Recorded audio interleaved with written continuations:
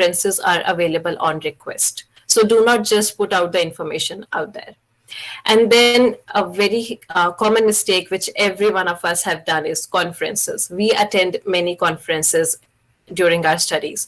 Do we need to put on there? No, do not put there unless you have presented there, unless you have a poster presentation or an abstract presentation, or you presented a paper. Do not put the list of conferences which you attended, because that does not tell anything. That does not tell anything. How did that contribute to your development? Who knows, you just registered for the conference and you were not even there. So do not add anything which does not have value to it. Here I have taken screenshots of some of the sections of my CV. Again, you don't need to take any screenshots because my CV is public. I can share the link thereon. But I really want you all to focus on certain things. The first is the updated date. You can see the date is May 23, 2021, because when I was preparing this presentation, I updated some of the things I had not updated. So always put the updated date. Sometimes your CV can be uploaded to a portal and it can be as old as 2 years ago, 3 years ago. So someone who is viewing your CV, that person should know that your CV is updated or not. Then comes your email addresses, your address, the office address, pronounce. It's very important. These are the things, these are the issues which are being highlighted in the society, and you need to show respect for that. So you should highlight your pronouns, which also shows the respect you have for other genders.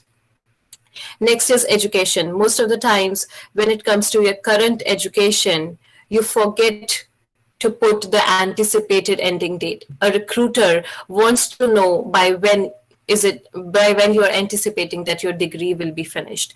Do not say current, do not say ongoing. Just put an anticipated date. Even if you don't know, you still have a fair idea when you're expecting your degree to be done. So this is something that everyone should focus on. This is the first section of your CV. And then research experience. When you add research experience, why I wanted to show is that people always put job responsibilities out there, but that is something you should avoid. Responsibilities need to be there, but these are not the only things which need to be there. You also want to highlight what you accomplished, because your responsibilities are on your job profile. Whenever you enter a job as a research assistant, as a PhD student, as a professor, or early in your career, you have a job profile. You have an entire document which tells you what to do. But your professor, your future professors, or your future employers want to know what you did in your past job. So you have to show the impact. What did you do when you were in a certain position? What did you do as a master's student? What did you do as a research assistant? What did you do as a summer student? What all did you accomplish? Because that shows that if you're given a responsibility, you have the ability to accomplish those responsibilities.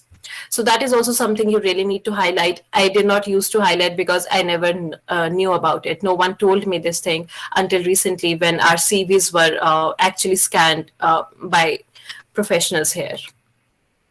Then another thing is some of the dedicated sections. It's very uncommon. It's a new thing, but I would encourage you all to show something you really are passionate about.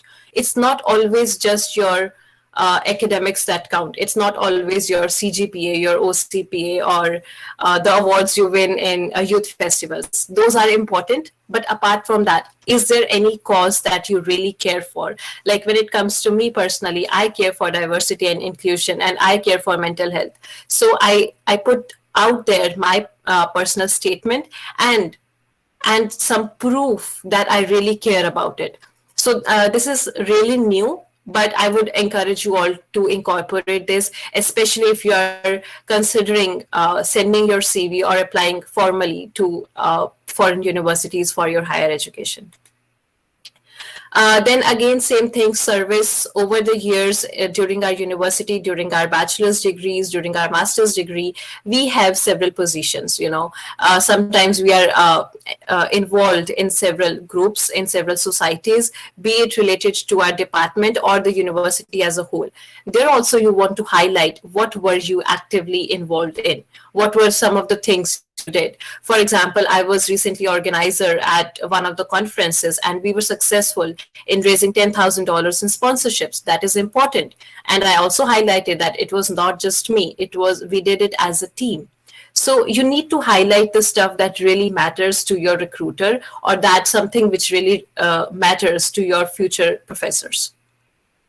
Then when it comes to skills and competencies, very common mistake which everyone does is they highlight that they are proficient in Microsoft Office, and then they also highlight that they're proficient in Microsoft PPT, in MS Doc, in MS Excel.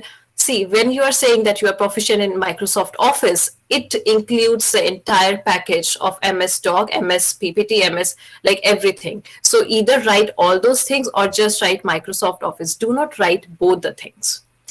And do not put anything on your CV which you are not proficient in. Do not lie on your CV, because when you are appearing for an interview, mind it that your professor will interview before they hire you as a PhD student. So when they interview you, they will know if you are lying or if the information on your CV is truthful.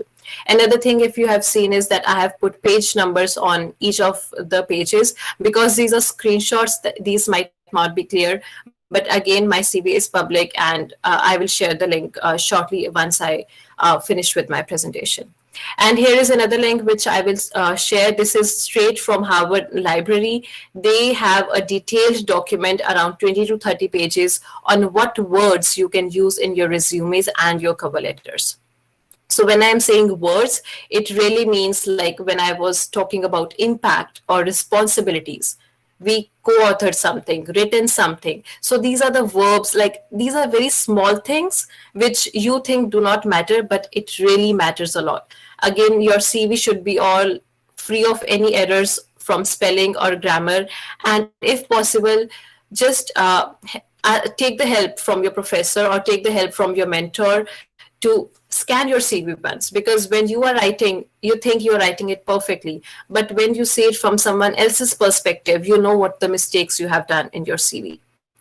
So this was the CV part. I gave a brief overview. You will make mistakes, but if you ask any of your friends or your professors to review your CV, you will know what the mistakes you have made. Now coming to navigating PhD positions. For me, there are several pathways which can work for anyone. You must have heard of fellowships, different kind of fellowships, or you must have heard about assistantships, about scholarships. Every pathway, every student works differently. So I'm just going to share what worked for me. First is finding a prospective advisor. Very important, because the person who will be your advisor, that person's going to be your advisor for not only 1 year or 2 years. That person is for 4 years, 5 years, and sometimes up to 7 years. You never know. So how did I found my advisor? First, there is a complete list of research universities on Wikipedia. Now, this is something you should know. When you want a fully funded PhD, when I say a fully funded means your tuition fee is waived and you are given a monthly stipend based on whether you do a teaching assistantship or you do a research assistantship or you do an administrative assistantship. Usually there are 3 kinds of assistantship which you can get in the US.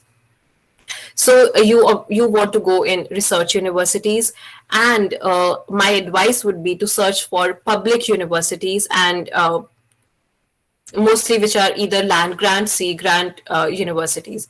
What does that mean? That means that the faculty in those universities have sufficient funding or startup money or grant money to help you fund your PhD. And what did I do then? I just searched this list on Wikipedia and I browsed through all the universities and I checked for those universities which have my department. For example, I belong to nutrition. Not all the universities in the US have nutrition department. Similarly, not all the universities in the US have agriculture department. So you really need to figure out which universities have your department. So first thing you need to consider is the university should be public. It should be R1 or R2. That means they should be research universities. And then you have to check out the universities which have your department. And then every department have a very nice web page for each of the faculty. Even if you have seen PAU website, we have faculty pages on our website. Similarly, all the universities have that. You need to read the professor's profile very carefully. And what all you need to consider? First thing is is the professor really accepting students in the next academic year? Second, does that professor have funding to fund your PhD?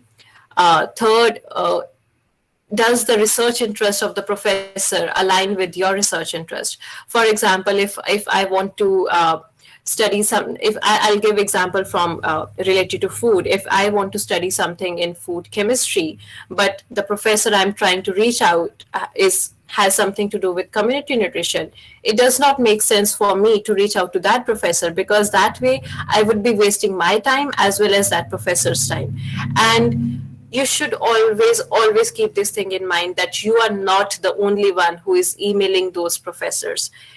Professors here receive hundreds of email every day, because not only from India, people from all the countries are trying to navigate for these positions. People from all the countries are trying to apply for these positions. So you do not want to waste your time as well as their time. So you should be done with all your background research before actually writing to your professor. And respect time. And then then the next part will be to email. But this was what worked for me. Another process which can work is if you actually subscribe to these websites. Again, this is a non-sponsored content, but I actually found PhD positions there when I was trying to apply, when I did my formal applications. So I applied to 4 to 5 universities, and out of those, 3 universities were those universities which I found through these websites. In these websites, it's more clear. The professors have put an advertisement, and it is very clear how much funding they have, what are they looking for, in how much duration your PhD will be finished, what kind of experience do you need. So if you meet the checklist or most of the points on the checklist, then you can reach out to the professor. Now, both the pathways are going towards the same point, reaching out to the professor. That means you're going to email them. How do you compose that email? Very important. First of all of you who are actually wanting to apply for foreign universities, get professional email addresses. When I was in PAU, I did not know that I can do it until some of my senior students who were already in the US, they guided me towards it. How can you get your email addresses in PAU? If you go to PAU website, on the left tab, there is a download option. It's in the end of the list. Then click on that tab, then there is PAU useful downloads, and it has a list of forms which you can download. There is a request form for membership of email ID on PAU mail server for students. And when you download that form, I checked it today, you need to have your photo ID, and you need to take permission from your advisor and head of the department. After that, you will have a professional email address.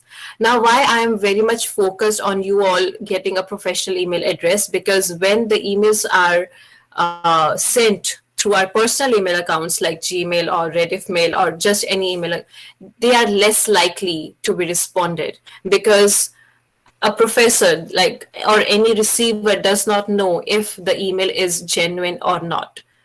So in order to avoid that thing, have your professional email addresses. Otherwise, it will just reduce your chances of getting a response from the professor. Now, what are you going to write in that email? We are talking about email. We have set up our CV.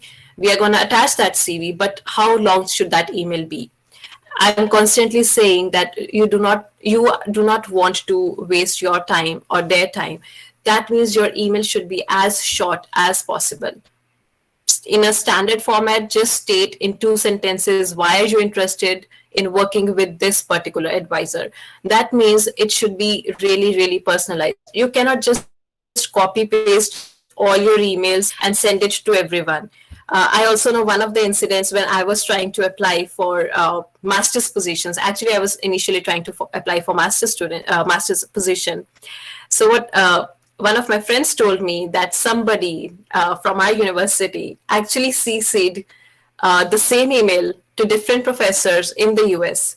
So when you CC the same email, that means like 20 people are receiving the email, and you know that every 20 people are receiving that email. So do not do anything like that. Do one email at a time, make it highly customized, and show the professor that you're genuinely interested in working with them and you genuinely like their work, you like the research that they're doing, and then justify in 2 sentences why you are the best fit in their lab. As I said earlier, you're not the only person who is replying, who is sending an email. You're not the only person looking for a PhD. So if a professor has received 5 emails from 5 different students who has expressed interest in their research, the professor needs to know why you are the best fit. Why do you think are the best candidate? And then attach your CV or your resume with the email. My advice would be to attach your CV because resumes are nice, they are short and they give a quick overview. But if a professor likes your profile, they really want to know the details, they want to know the CV. And in while you are ending that email, just add a sentence in your email that moves them to open your CV. You have attached your CV, but you also want to indicate to the professor that you have attached that CV. Do not write PFA, do not write please find attachment, because you find something that is not that is lost, right?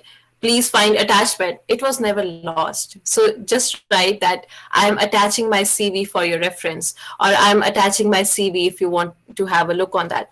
Do not write PFA unless you already know that professor, you are in a informal atmosphere already.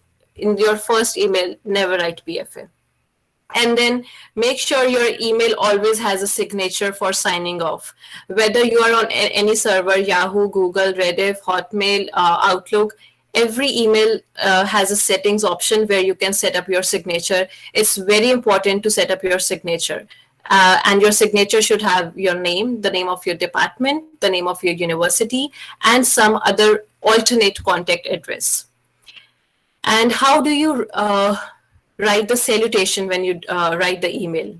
So in the US, or I would say in most of the countries like the US, Canada, Australia, New Zealand, whenever you write email to a professor, you write dear doctor and their last name, or dear doctor and their full name. Do not write their first name. No need to write sir or ma'am, because that's how sir or ma'am is not too polite here. You just want to write dear doctor and their full name. That will be the best salutation.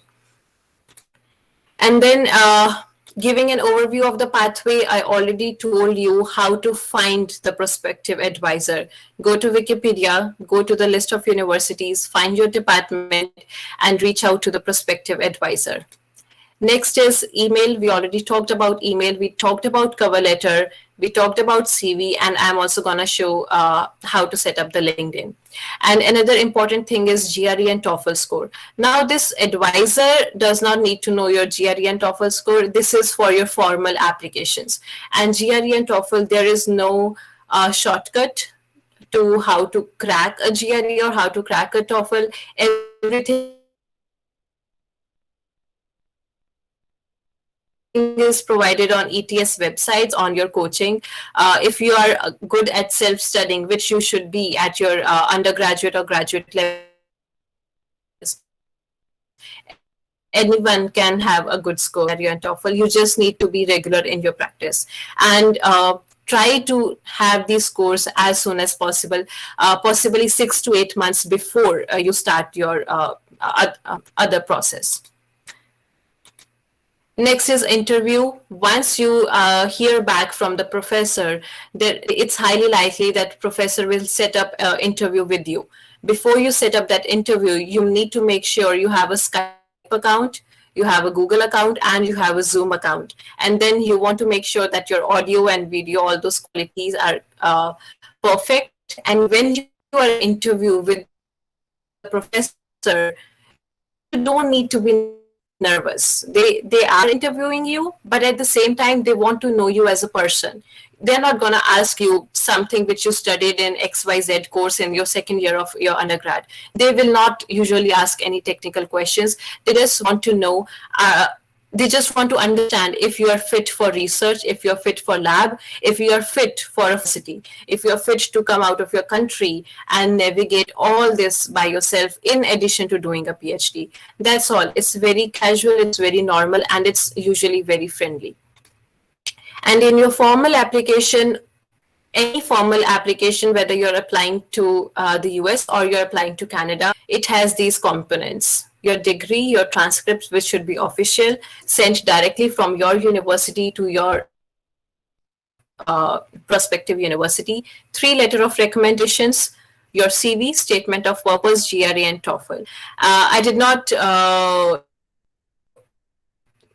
cover any content related to statement of purpose or letter of recommendation. So these are this is the broad overview of what you want to know when you're applying to the US or Canadian universities. And talking about LinkedIn, I'll show you my LinkedIn real quick, but before that, some of the things which you should consider: keep it updated and complete. First, LinkedIn is important, but if you want to be on LinkedIn, then keep it updated. And if you cannot keep it updated, then do not be on LinkedIn. It goes like that.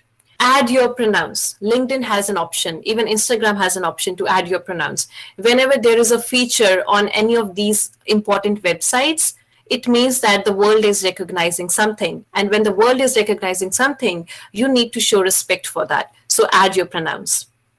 Add your introduction.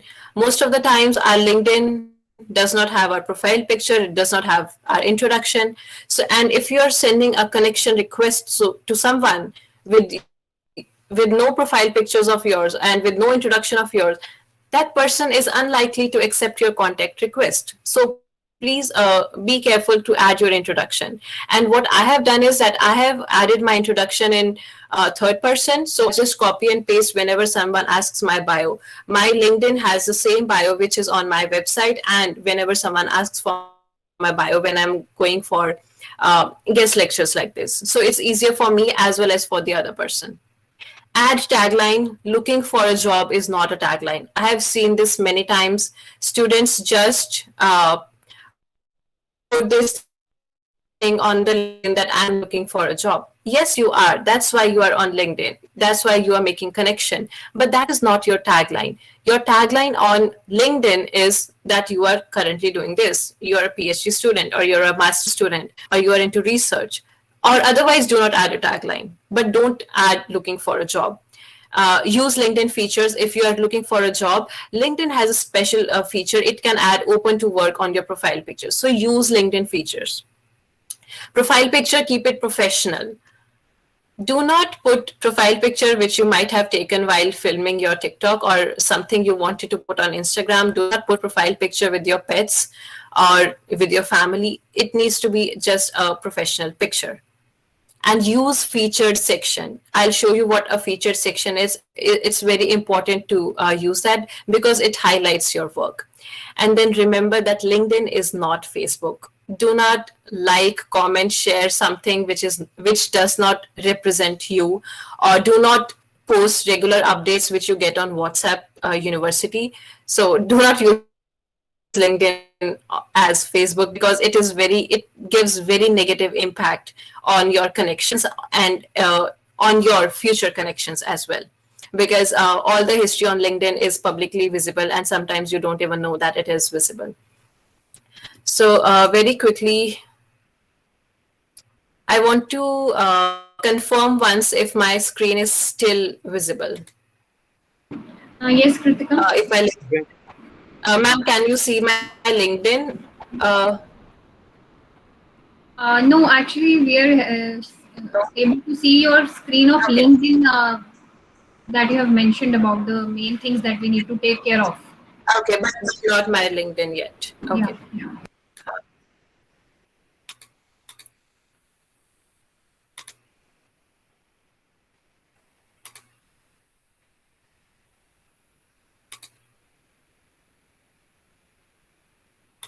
Ma'am, can you see now? Yes, it's come. Yes. Okay. Thank you, ma'am. So as you can see, I have my profile picture on it already, which is my professional picture. Actually, you will see this picture on all my social media contents because I try to keep it as professional as possible. I have also added a banner, which you all can add. It's not mandatory, but if you want to add, again, add something professional. Now, this is from one of the screenshots from my TED Talk. So you can add either one of your pictures or you can add the institute you're working from. Before this, actually, I had PAU banner on the background. So this is my tagline. Again, if you want to use it, use it. If not, just don't put looking for a job. And then this section, as I told you earlier, I always do this. I try to keep it updated and then I just copy paste it whenever someone requests for my bio. And I have written it in third person. Like I have not written I am this. I am writing in third person, she, because it's easier for a reader to read. Now, this is the featured section I was talking about. It actually has all the time I was featured in any newspaper or any magazine article or any website other than my own. So it's just easier for anyone who is viewing me. That person can actually see what are the highlights of my work. So always use the featured section. It's important. And if you do not have any highlight yet, not everyone can have it, then you can still highlight your research publications or anything that highlights your work, or you can always have a Google website. You don't need to purchase a domain or have a professional website. A Google website also works to highlight your work in the featured section. And then it comes to experience, which is the topmost section of your LinkedIn. Your LinkedIn is as important as your CV. If you see here also, I have written what responsibilities I am doing in each of the section I have experience in. At the University of Mississippi, I am not just a PhD student. I am not just a research assistant. I am also some board member of some advisory, Will Health and Wellbeing, because I am passionate about it. I'm committee member of some group. So I write everything on there. So this is how you can make it more professional. And don't just put your position or don't just put what you are working on, but also put the explanation of what you are working as. Here in the US, it's very important. The first thing anyone notices is your LinkedIn. So they want to know what all work you were doing. And apart from then comes the education. Now, when it comes to my PhD education, I'm writing about my research, what research expertise do I hold in, and then some of the media I was highlighted in during my time at the University of Mississippi. So I highlight my research because I'm doing PhD and my future goal is to be a professor. If my future goal was something else, if I wanted to work in industry, then I would add relevant content here. I would not be talking about my research. I would probably be talking about something else. I would be talking about my internship experiences, my industry experiences. So depending upon what your goal is 5 years down the lane, that is how you highlight all the sections in your LinkedIn as well as your CV. And here are some highlights from my time at LPU and from my time at PAU, and then some licenses and certifications which I did, and they're also highlighted there, some volunteer experience, and honors and awards. Very important. Organizations, very important. Organizations which are relevant to your field of interest. I am into nutrition, so my memberships are related to all the societies related to nutrition, and depending upon all the subjects which you are in, you will also have some professional societies which you might be a member of. That is something you can highlight here. And honors and awards, again, if you have received any honors or awards, be it your grant, some outstanding student award, or anything highlighted in your universities, in your department while you were a student, it's important to highlight that section on your LinkedIn. Then some publications, you can always connect your publications there. Your test scores. LinkedIn also gives you an opportunity to add the scores of your TOEFL and GRE on there. So if you want to highlight, you can. If you don't want to highlight, it's not needed. And again, when you send someone a request, make sure to add some personalized message. For example, if today any of you try to connect with me on LinkedIn, but I may not know who you are, you can always write a short and a quick message along with your invite request that, hi, I was in your lecture at this, and I want to connect with you. It's very simple. You just have to write 2 to 3 sentences that increases your chances of getting connected on the LinkedIn. And this is how I actually got connected on LinkedIn with some of the directors and some of the very important people in my field of research. So it's always easier to make connections. And once you are connected on LinkedIn, you can actually just send them a message instead of sending them an email. And it connects you better. It helps you gain a better conversation with people, your mentors or your peers you want to be connected with. um,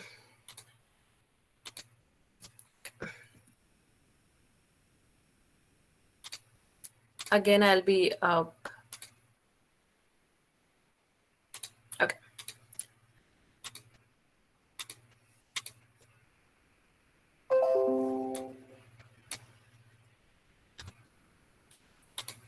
Ma'am, is my presentation still visible? Yes, yes, it is. Okay.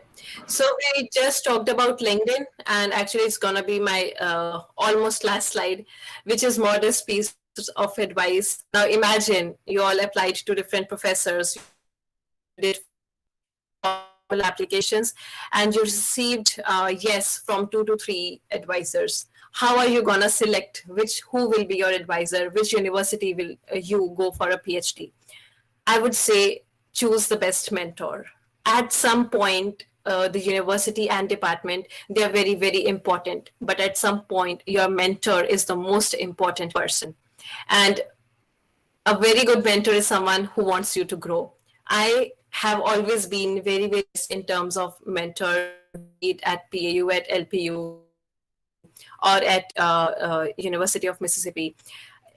As a master's student, I was able to publish actually like 4 to 5 articles. I hit 100 citations day before yesterday out of all the publications I did as a master's student, because my master's advisor, he's also actually a PAU alumni. He was super, super nice with me, and he guided me very well. He helped me throughout my research and when I was applying for PhD applications. Now at the University of Mississippi, everyone knows about the work which I have been doing now, be it my TEDx speaker journey, be it my work I do outside my department. My mentor has always been super supportive of me. So always choose someone who wants you to grow. It's like very, very important. Your advisor is going to be your best friend, and you are going to work with that advisor for like 4, 5, 6 years. And I'm sure the professors here today, all the professors who are attending this lecture today or who have invited me will very well agree with me that no one is as important as your advisor, especially when you're a master's or a PhD student. And this is my last slide of the presentation. Thanks for listening. Don't forget to watch my TED Talk. I'm just doing a little TRP here. But most important of all, I'm going to share this link. If you provide me some feedback, that will be very, very valuable for me, because this is how I learn, and I'm always eager to learn. And I'm quickly going to stop sharing the screen, and I will see if there are any questions from all of you. If you have not put any questions, you can put those now.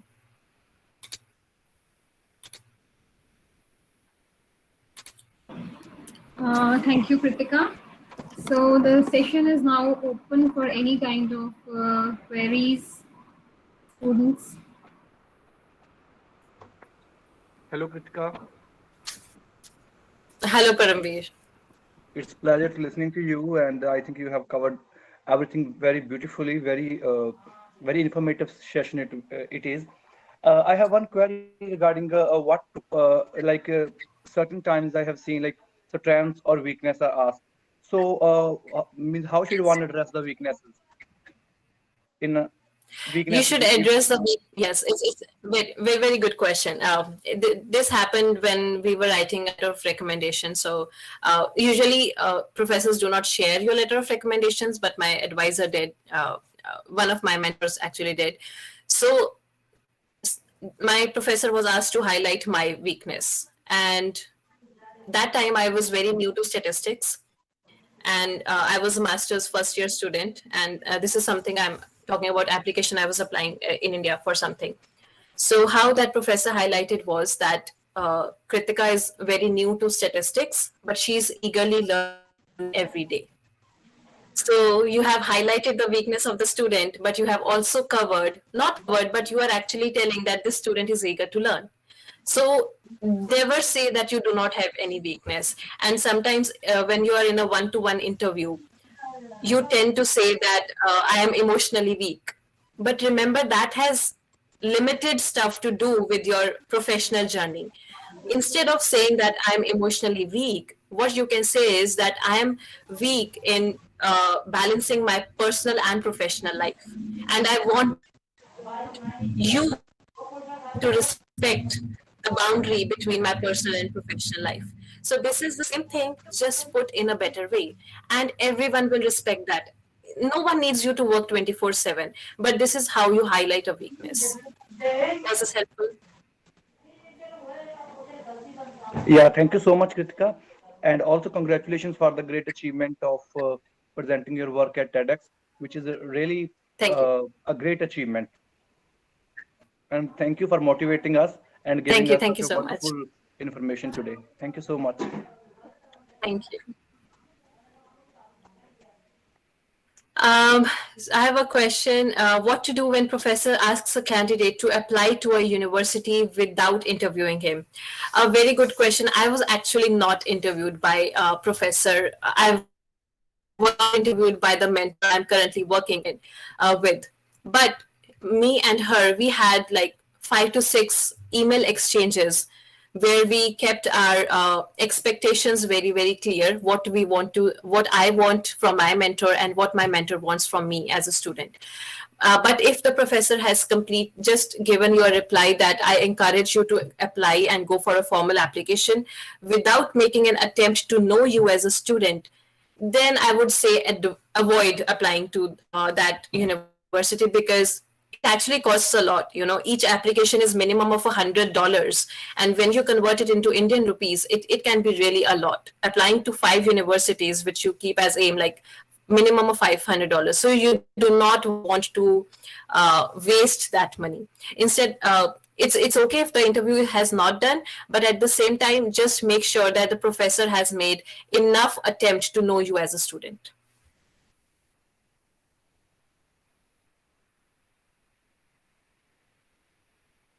Or another thing you can also do is you can actually write an email that you want to have a virtual chat with them. They're open to doing that. Yes, students.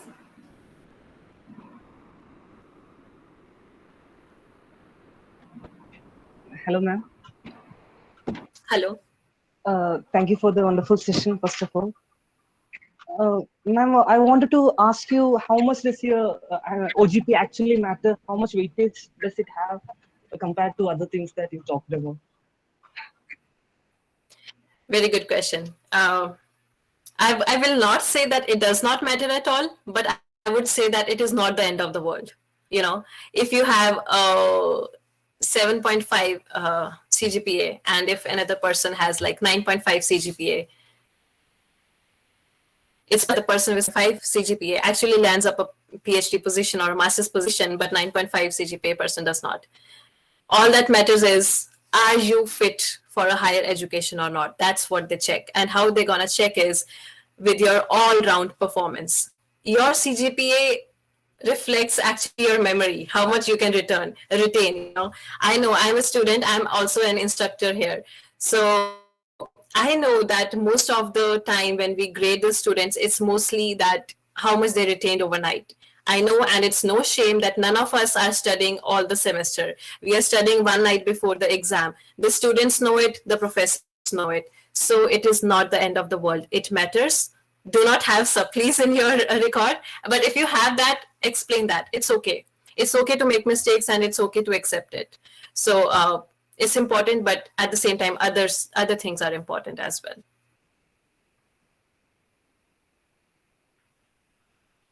I have another question. During masters, how can we go for publishing the articles?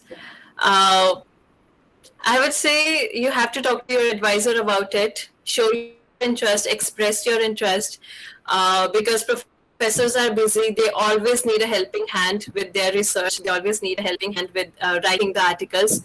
So express your interest, and at the same time, show that you can do it. If you can do it, then talk to your professor nicely, and it will be helpful. You just have to have that conversation.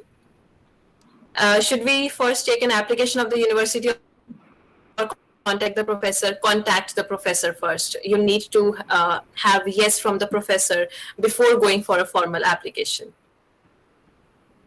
Can you please let us know regarding the scholarships? Are there any examinations to clear, or it's completely dependent upon the university? No, you don't need to clear any exam for the scholarship if you are choosing the pathway I did. There are other fellowship options which might need you to appear for some exam, but not otherwise. You don't. And when you are talking to your professor, your prospective advisor, that you want to have a PhD position in their lab, most of the times it is obvious that your tuition fee will be waived, and you will be working as a research assistant under the same professor, and you will be paid stipend from the work you will be doing. So normally you work for 20 hours a week as a teaching assistant or as a research assistant, and that pays your bills, and you don't have to pay tuition fee. Everything else is waived. Hello, ma'am. Hello. Thank you so much, ma'am, for the wonderful lecture by you. It was really very informative. I have a query. There is one scholarship, fellowship, Fulbright Nehru Doctoral Research Fellowship for PhD candidates. It is for Indian students. We can go Yes. for 6 to 9 months to do our PhD research work in foreign universities like US. So how we can find out a good advisor from foreign university? How we can navigate the advisor for 6 to 9 months? Please. Actually, it's easier to navigate an advisor when you already have a scholarship from your country. So a good thing about this Fulbright Fellowship is it is very, very well recognized. It is very important, and it's like everyone recognizes it here, not only in India, but in the US as well. So when you write to your prospective advisor, you have to state that you already have Fulbright Fellowship, and all you are looking for is a mentor and a research lab. So because this professor may not have to spend their research funds, it's highly likely that you will be accepted in their lab. And but you have to tell them what you plan to research on. You have to tell them the research plan, and maybe a quick statement of purpose and a statement of affirmation of Fulbright Fellowship. So it's actually easier to get lab that way. Okay, ma'am. Thank you. One more query. Ma'am, is it better to go for 6 to 9 months research work in US or full-time PhD over there? Which one is better according to you? I will be very biased in that answer. Like, I have to be diplomatic on public forums. So, but I would say both have their own pros and cons. Fulbright Fellowship has its own list of things you need to abide by and list of things you need to do. I'm not sure for 1 year or 2 year when you have to return to your home country. I know there are several PAU alumni who have been Fulbright Fellows. I am not one of them, so I don't know the details, but I also know that some of the professors are actually working in PAU who were Fulbright alumni. So I would advise you, it will be good to just directly contact them. And otherwise, if you are under Fulbright Fellowship, you will be doing your degree in India, you will be doing your research in the US and returning back for your thesis defense in India.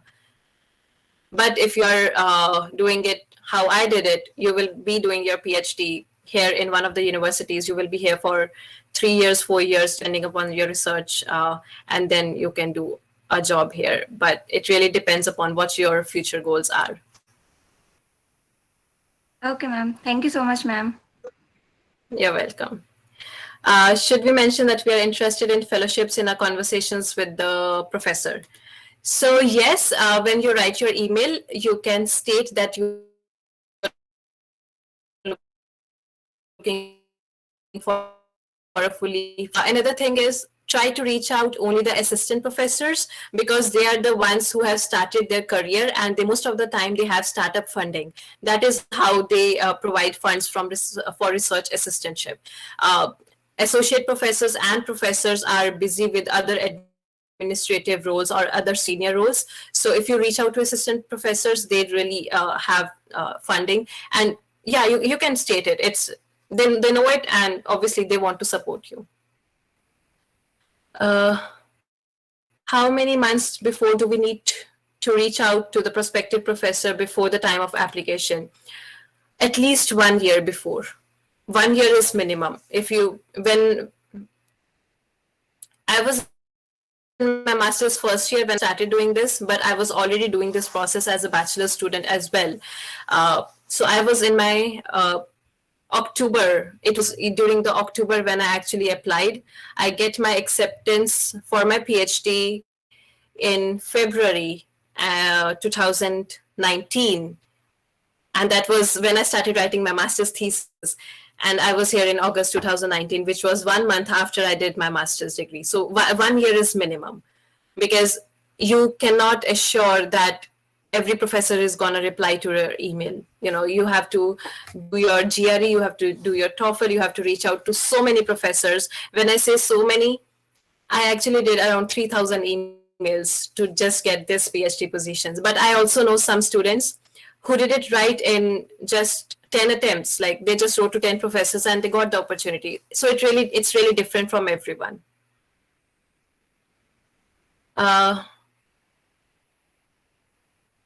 How much funding is important before choosing a professional mentor? If I'm understanding this right, I think, Diksha, you're asking that is it important to secure funding before choosing a mentor? Yes, it is important to secure funding, because otherwise it's very, very costly. Unless you have a financial backup or you are considering taking loans, you want to assure that your funding is secured.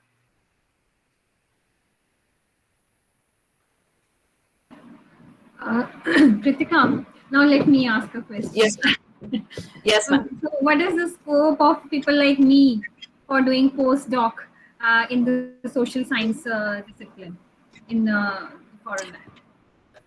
Yeah, ma'am. So if the pathway is same, it really depends upon if you have scholarship, if you get fellowship money from the government of India, then it's little easier, because not only because of COVID, but the status of academia in general is same everywhere. It's better when we compare to India, but otherwise, you know how the financial situation for academics in general is. So every university is facing the same situation when it comes to funding.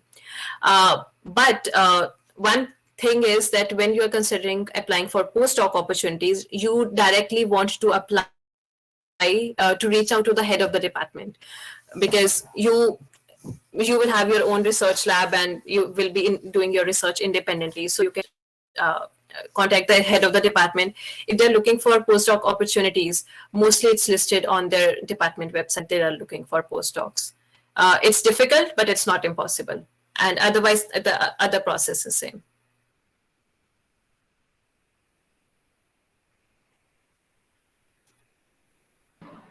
Kritika, I have one more query. Yeah. At the time of application, do students need to send some of the research proposal as well, or only CV or some of information, background information? No, you don't need to send any research proposal.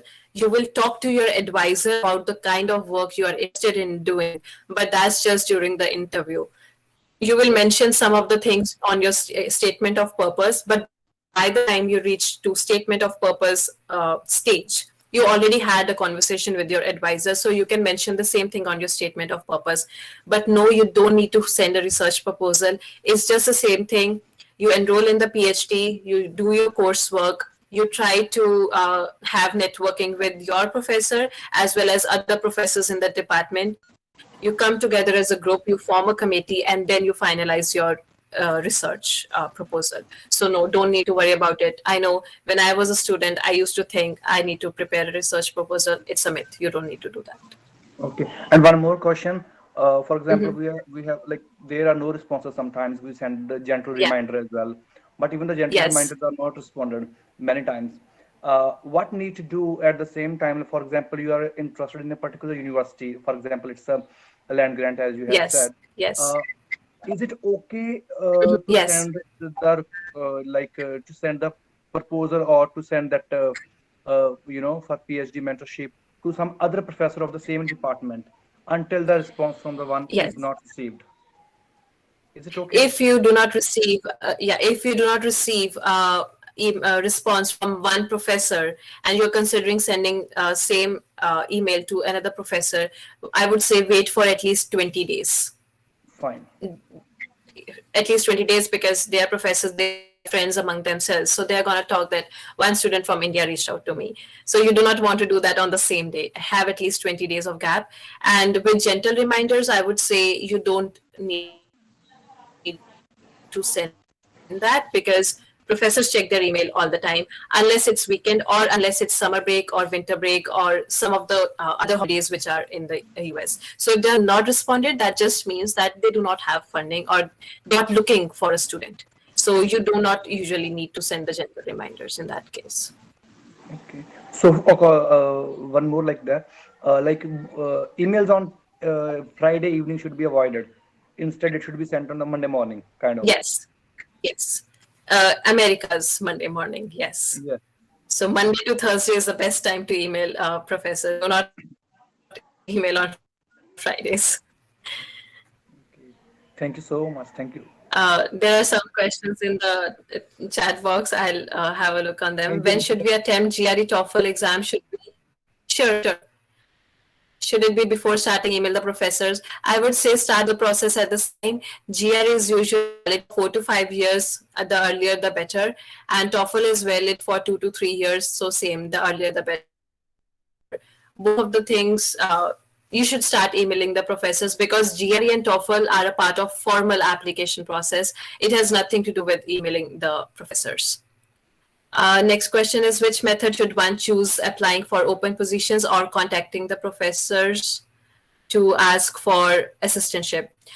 When you are talking about open positions, like some of the websites I mentioned, they already list the funding they have and the stipend they're going to pay you per month or per year. So there you are sure that they're going to pay you. And when it comes to contacting the professors, I did that. It worked out for me. Most of the people do that. So it's really a hit and trial. You should do both and see what works out for you. Is GRE compulsory for assistant professor for in-service PhD in abroad?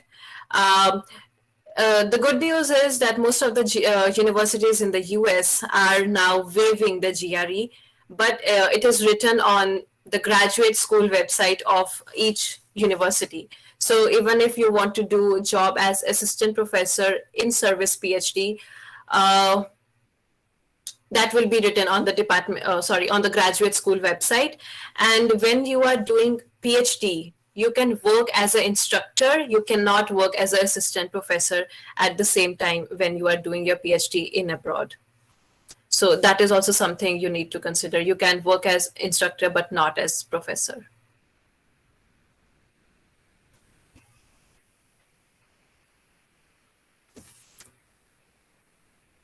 Any other questions? I'm amazed 99 students are Hello. still there. Hello. Hello, ma'am. I really like your this lecture. Actually, I want you to highlight something more about interview. Actually, we have a phobia, like, oh, we have an interview. I don't know what they will ask or something. Like you Yeah. said that they will not ask you technical terms or something like that. Can you please Right. highlight some questions, like what kind of questions or they ask us? Sure, sure. See, the our phobia is because of the vivas. We have to remember that interview is not viva. That's where we miss the point. We are always thinking that all the professors are just gonna, like give us so many questions, and this is not a viva. It's just an interview. The first question they ask is, "How is your day going on? How is your life going on? How is the COVID status in India going on?" It's they the interview is very informal. They just want to know you as a person. They want to see if you really exist or if it was just a junk email. And they want to learn what did you learn as a student. It's okay if you don't have publications, but what did you learn as a master's student? It's okay if you did not have much lab experience, but what are you looking for? Are you eager to learn? Just some of the lessons you learned, some of the mistakes you did, some of the websites you are proficient in, some of the extracurricular activities that interest you. Just like it was easy for you to ask question to me, it's the same here. I was at your stage, I had the same phobia. I remember my first interview I had with some other professor, not this current professor, but some other professor. I was very scared. And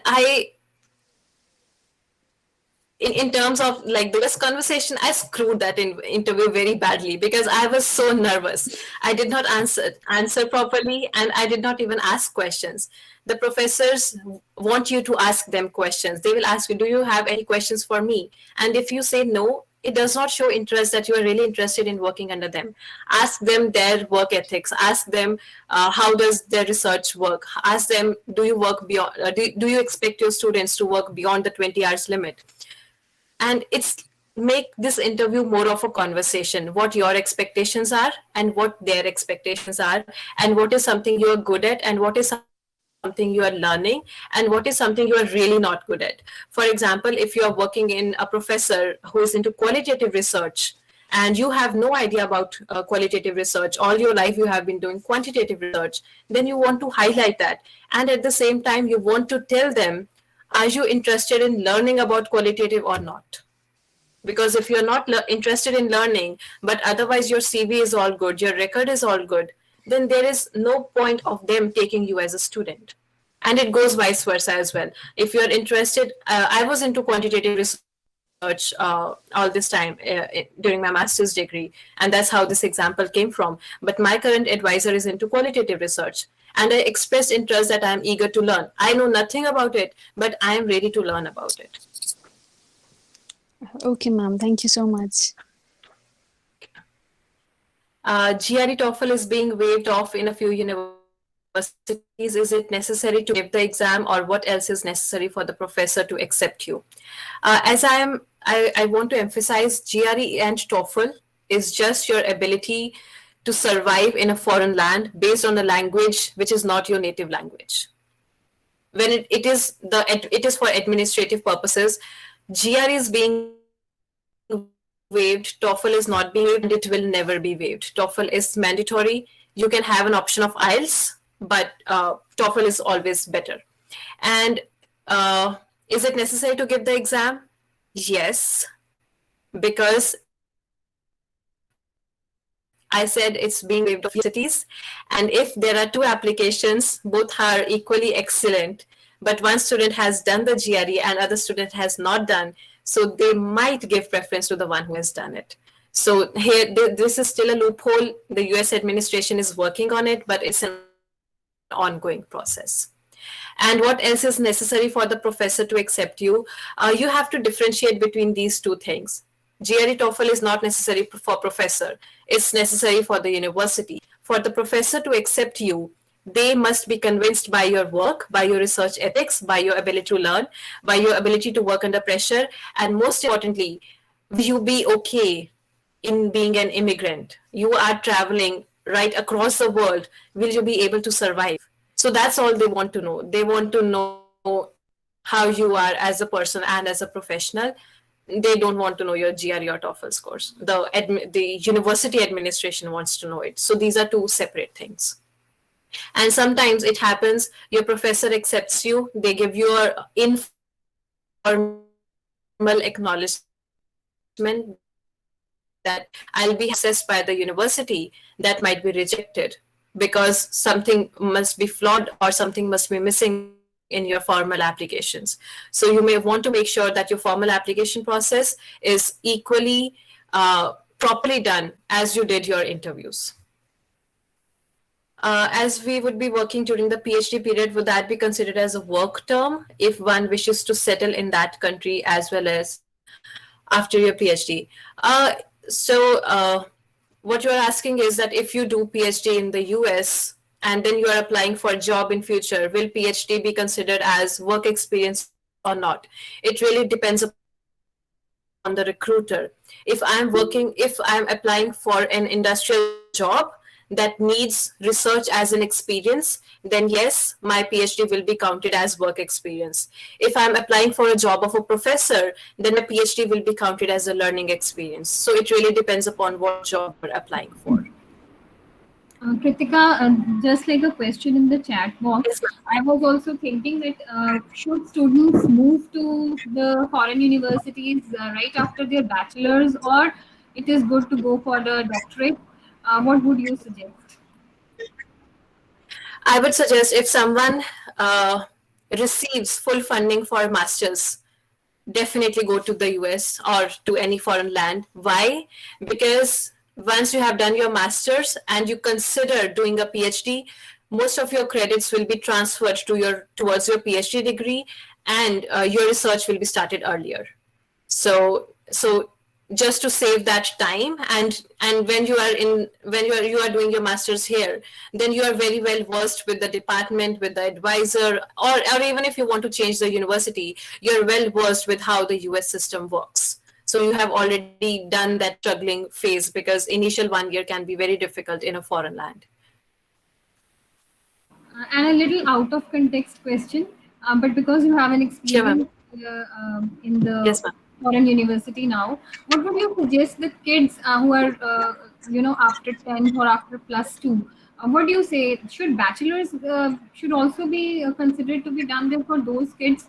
Will that be an early start there, or it is better to do Ma'am, graduate? it will be an early start. It will be an early start if unless you receive a funding, because I would say bachelor's should be done in a good institute like VAU in India, but after that one should uh,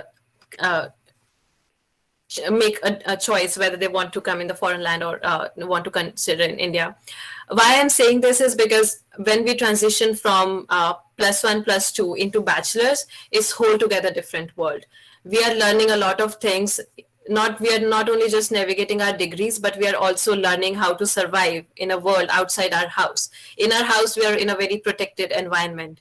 So we want to learn that. And I would say one thing which helped me in my professional growth was staying in a hostel in PAU, and it made me learn so many things.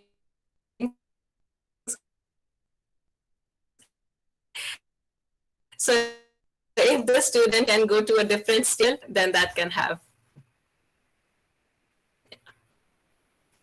While asking for availability of assistantship, is it a drawback to ask all professors of a specific field in this? Yes, it is a drawback. Do not do that. First of all, write only to assistant professors, and then, as I said, maintain a gap of 20 days. You don't want that during lunchtime all the professors be talking about you. You don't want that to happen. So maintain that gap of at least 20 to 25 days. And when you are making the list of universities and departments, every day, even if you do 10 emails, you're still not covering all the universities in the US. So that gives you actually an ample amount of time to contact the professors. I think the queries are never ending. I don't think so, because the students are so very interested in the today's topic, because everybody would like to, pursue their future degree in the foreign universities, in the Yes. reputed ones. So, Yes. sure. Is there any way they can get the guidance from you after this, session? Yes, ma'am. I'm very responsive on my LinkedIn, which I just shared you. On Twitter, my Twitter username is kg_kritika. My Instagram username is kg.kritika. These are all the platforms I am actually doing similar kind of work. And LinkedIn, I already shared with you. I will share it again. But make sure that when you send me a message on any of these platforms, do not just send me a hello. Send me who you are and what you are seeking from me. I'm definitely gonna respond you. But if you just send me a hello, then it's highly unlikely that I will respond. Definitely. So the ethics have to be, they followed when you are, Yes. messaging and trying to seek some kind of guidance or knowledge from the person. So please, it's a request that do follow the ethics. And this is very humble of you, very nice of you to share all these platforms with our students, so that in future, if they want any kind of guidance on this particular issue especially, and we know that they're facing a lot of problems here, so I think that will be great. That is a great thing. So students, you can contact Kritika on these platforms, but do follow the ethics. Once again, I'm mentioning this. So now I request our head of the department, Dr. Kuldeep, to share his feelings on the today's session, please. So thank you, Dr. Meet. Good morning to everyone. The talk of today's segment is Kritika about the communication skill as well as networking in current domains of World Wide Web. The experience shared by her will definitely help our budding scholars to explore the various online services to develop professional linkages in the scientific domain. Her talks, I definitely answer three W and one H, that is what, whom, when, and how, to get to go far, build scientific networking. Large students to put forth their efforts to hook up for national and international academia, which shall upgrade their research skills. So I also convey my thanks to Dr. Umaid, Dr. Rupa, and students and scientists from different departments. So again, thanks to everyone. Thank you.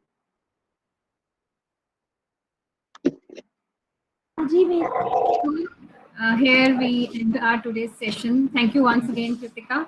That has been so nice of you accepting our invitation on such a short notice. And we hope to, contact with you, listen to you again on some other topic. Definitely asking with your permission, of course, and with your time. So, but it was a wonderful session. I thank you once again, and thank you all the participants for interacting so nicely, following all the ethics. And it was such a wonderful session. We had an audience of about more than 150, I think. This is one link that we are at present now sharing with each other, and there is another link that was being shared by Dr. Lopa, and it is also, it has been run on the YouTube also. So that's great.